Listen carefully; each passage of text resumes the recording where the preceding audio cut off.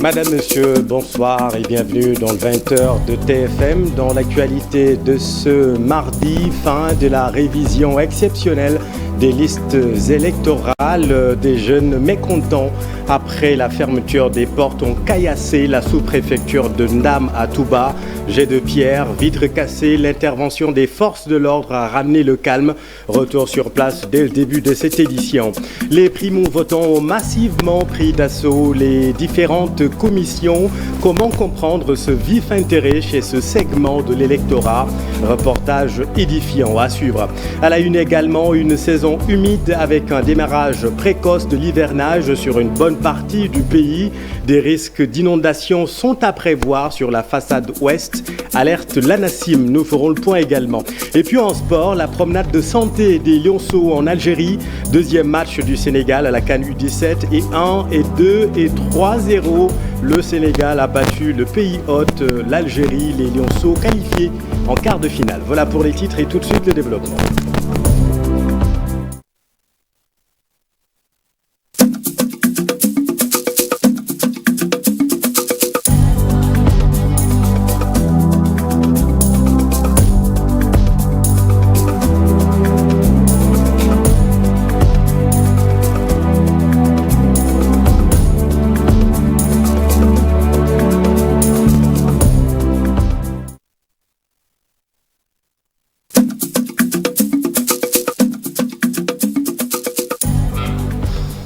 Il était 18h, l'heure de la fermeture des portes de la commission d'inscription sur les listes électorales à Touba, à la préfecture de Ndam. Mécontents de l'opération, de l'arrêt de l'opération, des jeunes ont caillassé les lieux. Pape Balagaï, bonsoir. Bonsoir, Chérif Diop. Le calme est revenu, mais racontez-nous ce qui s'est passé auparavant. Vous l'avez dit, des actes de vandalisme au niveau de la sous-préfecture de Ndam, quelques minutes après la fermeture de la commission des divisions sur les listes électorales, conformément au code électoral, bilan des vitres cassées, 3 bureaux donc plus fonctionnels selon l'autorité administrative Babacar Mar, le sous-préfet. Vous êtes sans savoir que les heures légales d'ouverture des bureaux, c'est de 8h à 18h, ce que les citoyens venus massivement s'inscrire n'ont pas voulu comprendre. Pour l'heure, les autorités hiérarchiques ont été saisies en attendant des mesures à prendre selon le sous-préfet. Le calme est donc revenu et la police veille bien au cran. Donc juste des dégâts matériels et impossible pour l'heure donc de faire le bilan des inscriptions à ce jour, donc jour de clôture donc des inscriptions sur les listes électorales. Mais l'autorité donc rassure que cela se fera dans les prochaines heures. À Chérif Diop. Merci beaucoup, Pape Balagaï, en direct dans cette édition et dans nos prochaines éditions. Nous revenons sur la tournée du président de la commission électorale nationale autonome, la Sénat. Mais arrêtons-nous sur la détermination frappante chez les primo-votants avec l'exemple de ce jeune Tierno contraint par ses cours. Le lycéen a dû solliciter un billet de sortie pour aller s'inscrire sur les listes à la commission de Grand Dakar avec celle de SICAP Liberté. Les deux commissions ont enregistré plus de 6000 personnes depuis le début de l'opération exceptionnelle. Voyons tout cela avec Fatima Touré. Rien ne pourra l'empêcher, si ce n'est la volonté divine, d'accomplir son devoir civique en 2024. C'est l'ultime conviction de Tierno Sarr. Élève en classe de terminale, ce jeune homme a dû écourter ses cours pour venir s'inscrire sur les listes électorales à quelques heures de la fin de l'exercice. Je suis obligé à prendre un billet de sortie pour venir ici pour m'inscrire. Oui. Je n'avais pas du temps parce que moi je fais la terminale du lundi au samedi. Je descends à 19h, après 19h je fais des cours soir et je descends à 22h franchement. Et on est motivé franchement. À la préfecture de Grand Dakar, ils sont nombreux à vouloir s'inscrire à l'instar de Tierno. Même s'ils reconnaissent venir en retard, l'essentiel pour eux, c'est d'avoir leur carte d'électeur pour l'échéance de 2024. Je suis là aujourd'hui pour m'inscrire, voilà, pour avoir aussi ma carte d'identité, puisque c'est ma voix. Je voudrais vraiment, je tiens aussi à l'avoir. Et alhamdoulilah, j'ai déjà inscrit, moi et mon fils, pour avoir notre voix dans ce pays. Nous sommes là très nombreux aujourd'hui parce que nous voulons participer à l'élection présidentielle de 2024 et c'est très normal. Depuis le début des opérations, plus de 6 000 personnes se sont inscrites aux commissions de SICAP Liberté et celle de Grand Dakar, nous dit le chef du bureau électoral. On a 2 commissions qui sont logées au niveau de la sous-préfecture, à savoir la commission de Grand Dakar et la commission de SICAP Liberté. Ensuite, on a d'autres commissions qui sont basées au niveau des centres sociaux, à savoir la commune de Biscuiterie, commune de Dieuppeul-Derklé, commune des HLM et commune de Hann Bel-Air. Donc depuis le début des opérations, on a à la date du 28 avril, on a eu à avoir 6 000 opérations, 29 avril. On a eu à avoir à peu près 6 000 inscrits. À noter que seules les inscriptions pour les primo-votants et les modifications vont s'arrêter aujourd'hui. La révision du code électoral, elle, continue jusqu'au 6 mai. Ouais, Fatima, même détermination, idem vif intérêt constaté chez les jeunes. À Saint-Louis, vous allez le voir, l'engouement n'a pas vraiment faibli et ce depuis le début de l'opération le 6 mai dernier. Voyons tout cela avec Ousseynou Diop et Habib Seck. Dans l'unique centre de la commune de Saint-Louis, c'est le grand rush pour le dernier jour de la révision sur les listes électorales. Ici, les membres de la commission accélèrent les travaux.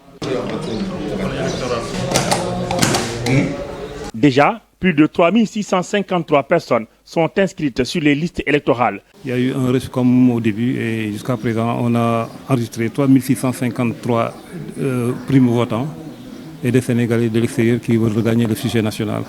Dans ce centre, certains attendent depuis 6 heures du matin. Les jeunes trouvés sur place sont très déterminés et veulent accomplir leur devoir civique au soir du 25 février 2024, jour de la présidentielle. Les gens sont un peu nombreux, mais quand même, on gère la situation, quoi. En plus, ça fait plaisir de venir s'inscrire parce que c'est un devoir citoyen pour tout le monde. La présence des jeunes est remarquable. Ils constituent plus de 90% des inscrits au dernier jour. Samba Diallo, lui, compte encore rester pour s'inscrire avant la clôture. Les jeunes sont prêts et ils sont là depuis 6 heures du matin. Nous voulons un développement pour notre pays et les Sénégalais ont le droit de s'inscrire pour aller voter le jour de la présidentielle. Moi, je suis là depuis 6 heures du matin et j'attends encore. À la préfecture, la file est longue et l'attente est difficile pour certains. Dans ce centre, on enregistre 3 653 inscrits, 1 343 modifications et 9 changements de statut depuis l'ouverture de la commission. Merci beaucoup Ousseynou et voilà ce que nous pouvions dire sur cette affaire. À Fan.e, la maîtresse est devenue la mère. L'institutrice Djena Baba est la nouvelle édile de Fan.e en remplacement du défunt Palasambe, Pape Faragnic. Je me présente, Madame Dem Djena Baba. Je suis la directrice du groupe scolaire La Maison des Anges. Maîtresse Djeynaba, comme l'appellent affectueusement ses élèves, est le nouveau maire de Fan.e Amitié. Elle a largement remporté le vote devant 2 autres candidats ce mardi matin. Après son sacre, la successeur de Feu Palasambe est tout simplement émue. Là, je porte toujours le deuil de mon jumeau, Feu Palasambe. On s'appelait mutuellement jumeaux et jumelles. Donc là, je prie le bon Dieu qu'il l'accueille dans son paradis céleste. Donc, je remercie tout le monde, la population de la commune de Fan.e. Je remercie aussi le bureau municipal, les conseils municipaux. Malgré cette victoire, la tristesse se lise sur le visage de Madame Dem quand il se rappelle de son prédécesseur décédé il y a quelques semaines. La responsable de Taxawu Dakar milite pour la continuité. C'est Yewwi Askan Wi. Donc il avait déjà son programme bien déterminé et bien ficelé. Donc là, je vais continuer, Inch'Allah, avec les adjoints, avec le bureau municipal, les conseils municipaux, son travail. Consciente de l'immensité de sa mission, Djena Baba tend la main à toute la population et le conseil municipal pour l'intérêt de la commune. Je tends la main à la jeunesse de Fan.e Amitié. Ils viennent travailler avec moi parce que la commune, ça les appartient. Ça appartient les vieux, les mamans, donc les jeunes, les moins jeunes, tout le monde. Je remercie Madame Codou Diène qui était candidate et M. Pape Malick Diop. Le maire Dieynaba Badem était la candidate de Taxawu Dakar. Elle a obtenu 26 voix sur les 46 conseillers. En face d'elle, Dr Malick Diop et de Madame Codou Diène, une élection sous haute tension en présence des forces de l'ordre. Lendemain de la fête du travail, eh bien, ce n'est pas la joie à la télévision diffusion du Sénégal, la TDS. Les agents sont vent debout contre la nouvelle équipe dirigeante. Rabotage des acquis sociaux, recrutement clanique, les agents dénoncent les méthodes de la nouvelle équipe Fatou Bintou Conté et Diafaraba. Rien ne va plus à la société de télédiffusion du Sénégal. Depuis l'arrivée de la nouvelle directrice, en l'occurrence Nafissatou Diouf, l'entreprise est dans la tourmente. Nous avons un climat social très délétère. Aujourd'hui, personne, même les rencontres entre collègues au sein des bureaux sont interdites. Aujourd'hui, beaucoup d'acquis du personnel sont remis en cause. Ça fait 3 mois ou 4 mois même depuis son arrivée que le personnel n'a pas reçu de dotation en carburant. Sur quelle base? En sitting ce mardi dans les locaux de la TDS et ça, les travailleurs dénoncent la gestion clanique et calamiteuse des affaires de l'entreprise par la nouvelle directrice qui s'adonne à des recrutements qui ne respectent aucune norme. Nous sommes en train de constater un recrutement qui se fait avec absence de conformité suivant le manuel de procédure. Puis, des centres émetteurs sont à l'arrêt à cause des choix hasardeux de la nouvelle directrice. Au moment où on parle, il y a des Sénégalais qui n'arrivent pas à regarder la télé parce que des sites, des centres émetteurs sont à l'arrêt. Aujourd'hui, nous avons des collègues qui, au niveau de leur centre émetteur, n'ont même pas de local. Ils passent la journée sous des arbres. Ils parlent de difficultés financières au moment où des dépenses de prestige sont faites par la direction. De tout cela, nous constatons des dépenses qui se font. Vous avez assisté ou vous avez eu écho du dîner de presse qui a été effectué par Télédiffusion du Sénégal. Toutes ces dépenses pouvaient permettre de régler en tout cas les soucis financiers que nous vivons au sein de la télédiffusion du Sénégal. Ces travailleurs comptent se faire entendre dans les jours à venir, mais en attendant, ils interpellent le chef de l'État sur la situation de cette entreprise. Demain, on va accentuer, quand je dis demain, comprenez, dans le futur, s'il n'y a pas réaction du gouvernement, nous allons accentuer l'affaire et je l'ai dit, je le répète, si TDS est pénalisé, tous les médias au Sénégal seront pénalisés. Appelée par nos soins, la directrice générale Nafissatou Diouf n'a pas voulu se prononcer sur cette situation. Merci Fat Bintou. Et puis une bonne nouvelle pour l'agriculture. L'ANACIM annonce une saison humide avec un démarrage précoce de l'hivernage sur une bonne partie du pays. Les premières gouttes sont d'ailleurs attendues au courant de ce mois sur la partie nord-ouest et ouest du pays. Toutefois, des risques d'inondation en sont à prévoir sur la façade ouest selon les experts de l'ANACIM. Le point avec Ibrahim Khan. Dans ses prévisions, l'ANACIM annonce une saison des pluies globalement humide pour le Sénégal. Des pluies qui risquent même de tomber plus tôt que prévu sur la partie nord, centre et ouest du pays, révèle l'ANACIM dans son communiqué. Dans ces parties, le démarrage de l'hivernage est prévu au courant du mois de mai. Pour le reste du territoire, on s'attend à un démarrage normal. Malgré un début précoce des précipitations, des pauses sèches moyennes à longue durée sont à prévoir, surtout sur la zone est du pays. Pour la période allant de mai à juillet, les prévisions font état d'un trimestre hautement pluvieux sur une bonne partie du territoire, excepté la partie est où des conditions normales sont attendues. Même chose pour la période de juin à août, avec un cumul pluviométrique normal à excédentaire pour une bonne partie du territoire. L'ANACIM alerte également sur les risques d'événements pluviométriques extrêmes, notamment des inondations ou de fortes pluies accompagnées de vents forts pouvant occasionner plusieurs dégâts sur la façade ouest du pays.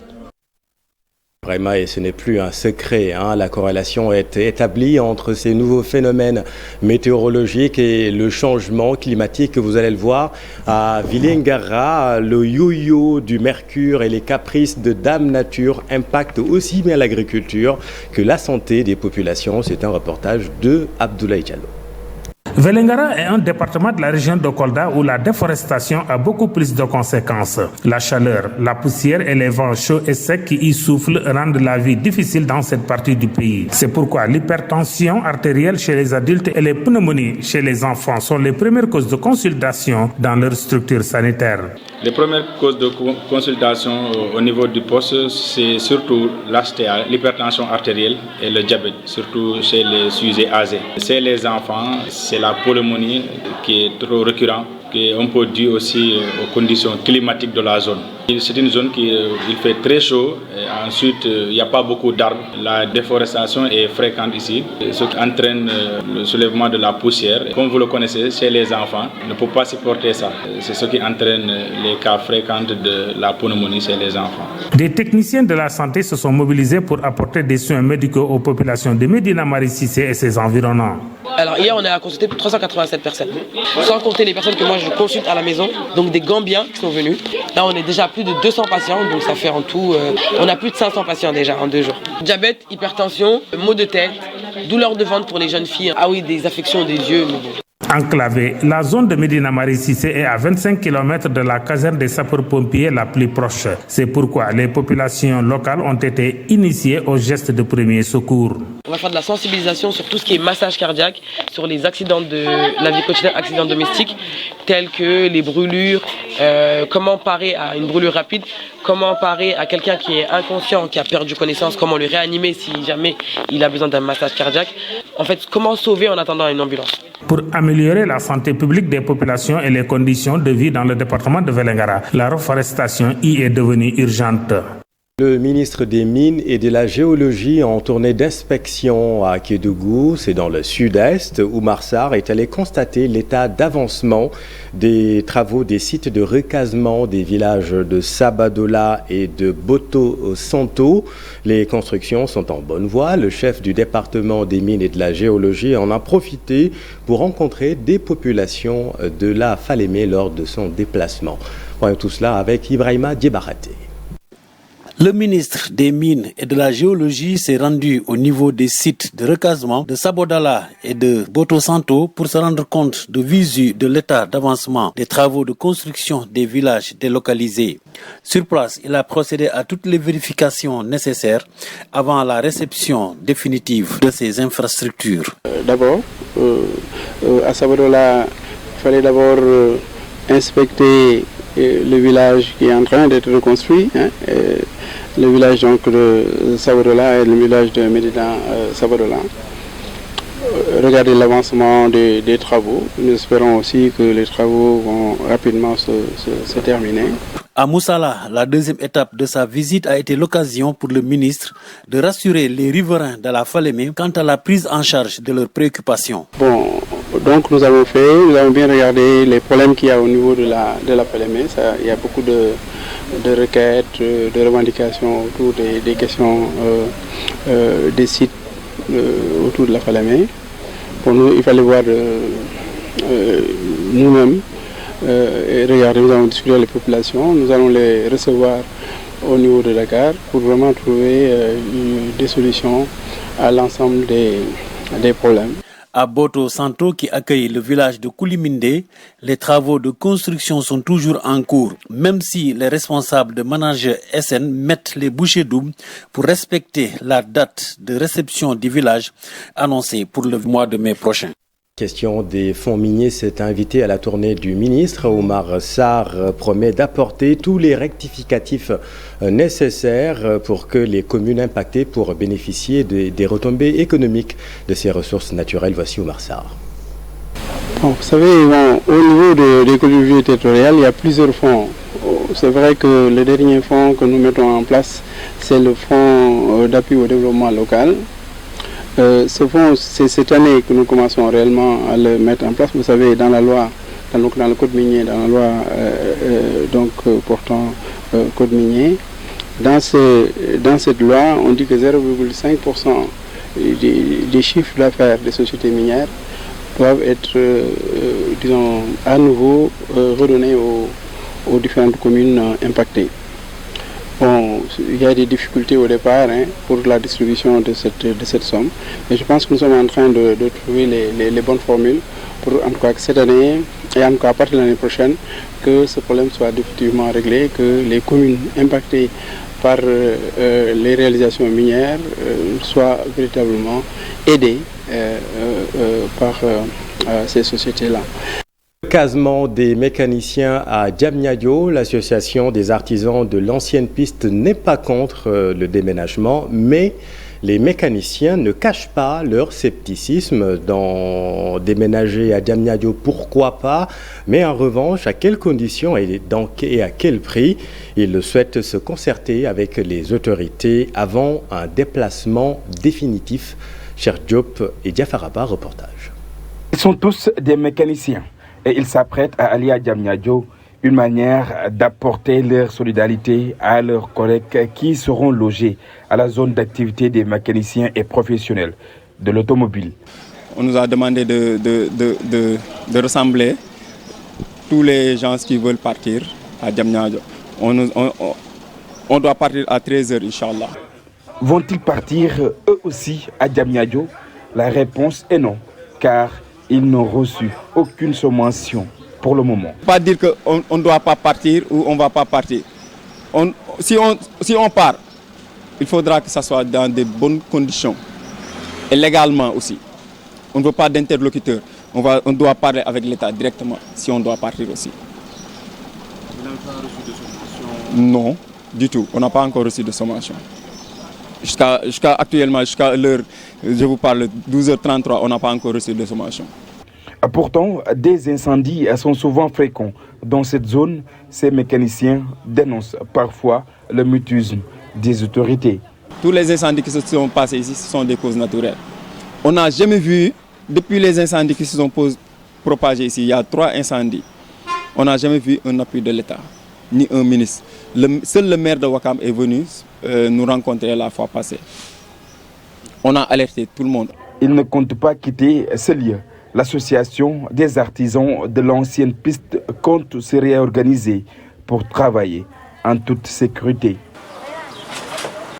Merci, cher. Les Cestiens approuvent le nouveau nom du centre. Vous le savez, l'école de journalistes qui porte désormais le nom du défunt Mamles Camara. Seulement, les étudiants auraient souhaité que la reconnaissance de Mamles Camara comme l'archétype du journaliste se fasse de son vivant au lieu de cet hommage posthume mais salutaire tout de même.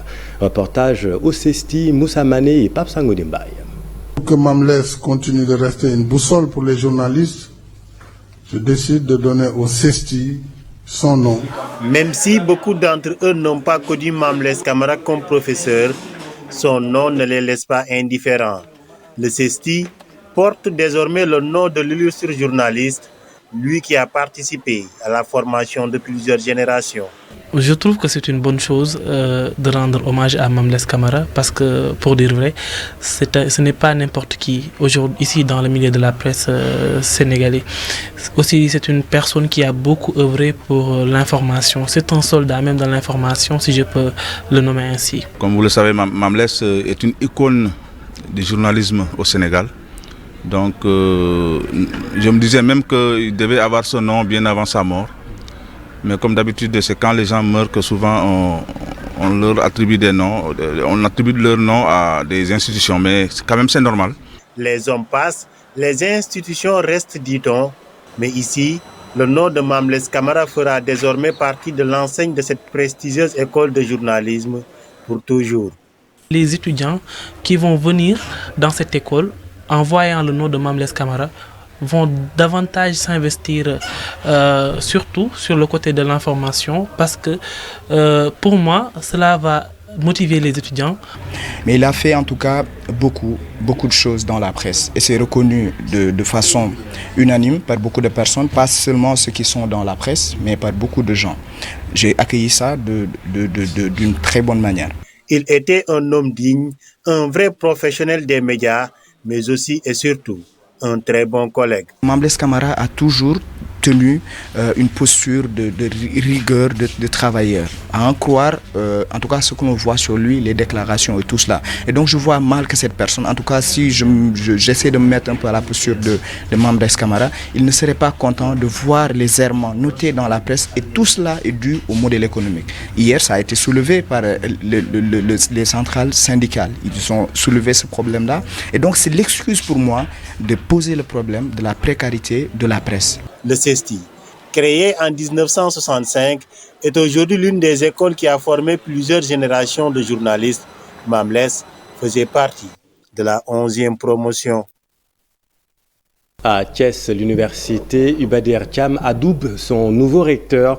Le personnel universitaire magnifie la nomination du Dr Babacar Ndiaye, une promotion interne méritée, exultent étudiants et travailleurs de l'établissement. Cheikh Anta Diop, c'est la tire. Université Iba Der Thiam de Thiès, Ramatoulaye Diagne Mbengue s'en va. Dr Babacar Ndiaye prend le relais. Il est le nouveau recteur de l'université Iba Der Thiam de Thiès. Remercier le président de la République. Il a nommé un produit de l'université de Iba Der Thiam de Thiès, engagé depuis qu'il est à l'université. Secrétaire général du SAES, avec tous les autres syndicats et l'amicale des étudiants, nous avons amené plusieurs combats. Donc si cet homme est maintenant choisi pour diriger l'université de Iba Der Thiam de Thiès, nous ne ferons que applaudir. Les étudiants, syndicalistes, personnels et travailleurs de l'université Iba Der Thiam de Thiès ont fait un bloc autour de lui pour relever des défis. Si cette personne qui a eu une expérience de 10 ans au niveau de l'université Iba Der Thiam de Thiès, qui a siégé pendant 10 ans dans les organes de décision, dans les organes de gouvernance, à savoir le conseil d'administration et le conseil académique, si cette personne aujourd'hui devient le patron de l'université Iba Der Thiam de Thiès, je crois que l'espoir est permis. Ces actions prouvent à suffisance que le nouveau recteur n'a aucun souci pour faire de l'université Iba Der Thiam de Thiès une université d'excellence. Exactement, c'est une excellence qu'il va pérenniser. Le label de l'étudiant thiessois en dit long sur ça. Notre slogan, l'humilité notre choix, l'excellence notre voix. Ils ont vivement félicité Madame Ramatoulaye Diagne Mbengue durant son mandat. Elle a eu à fédérer toutes les forces vives de l'université Iba Der Thiam de Thiès.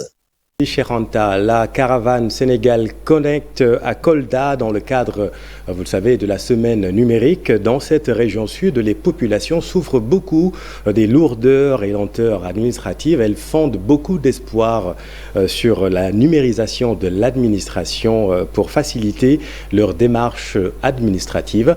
Dans la caravane Sénégal Correct pour TFM, Habib Faye, Tierno Laurent Mehdi.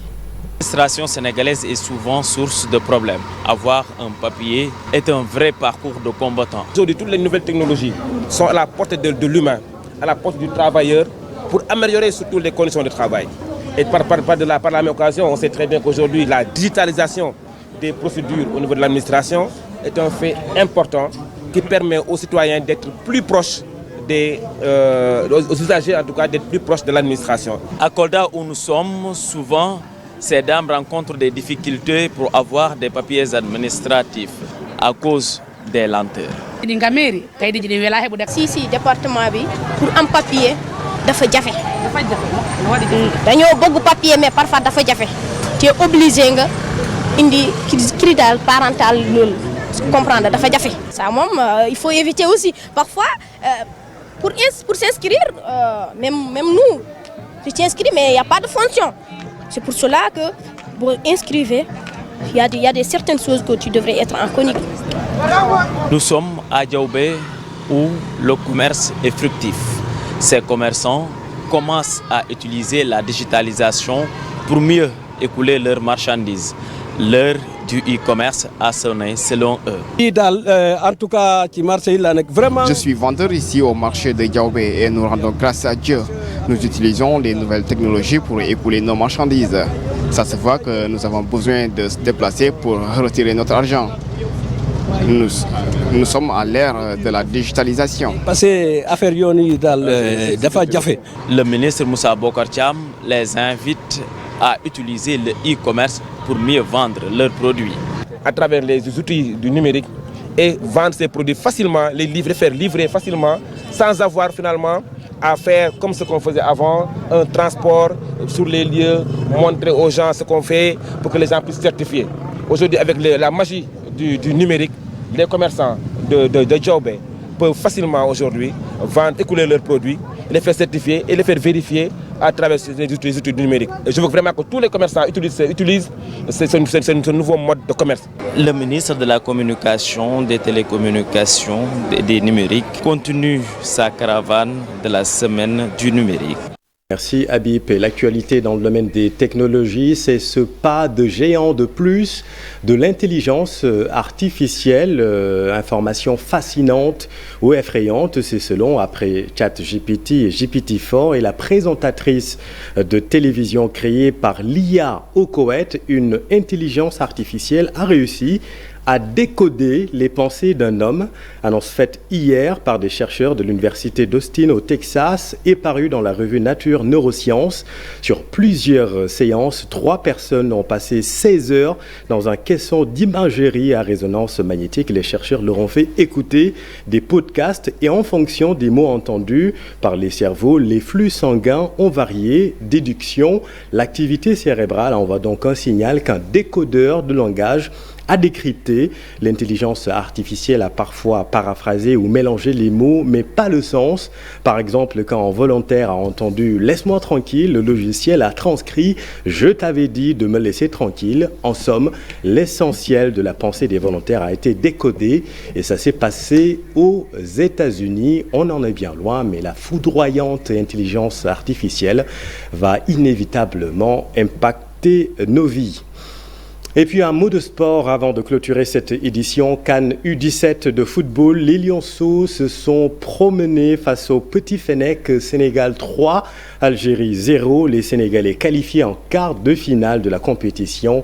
Récit du match, cher Sadi Boudiara. Le Sénégal reçu 2 sur 2 à la CAN U17. Les Lionceaux enchaînent un deuxième succès de rang dans le groupe A en venant à bout du pays hôte de la compétition, l'Algérie. Supérieurs sur le plan physique et technique, les protégés du sélectionneur Seline Salioudia acculent les Algériens et se procurent de multiples occasions durant toute la première période. Une domination stérile jusqu'à la dernière minute avant la mi-temps.